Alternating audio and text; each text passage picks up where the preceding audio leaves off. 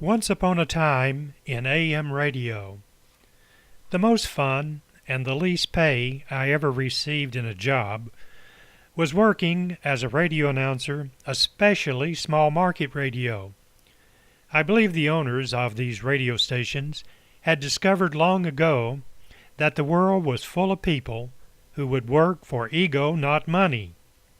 Never a lack of applicants who would be willing to work for free just to be on the radio.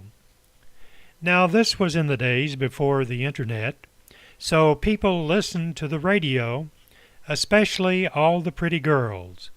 Although I lived down the street from my wife of over 50 years, she called me to request songs when I started working at the local radio station. That, among other things, brought Pat and I together. You also ran into lots of drifters just working here and there, looking for that big break to stardom. Some very famous people started like this, but the majority were like me, who moved on to other things. Radio was a perfect part-time job, and if you were halfway good and could read a good newscast, you never was in want of employment. For a while, I would work 1 or 2 days each year, subbing for the announcers while the staff got together for a Christmas or New Year's party. Those gigs usually paid pretty good because of the need.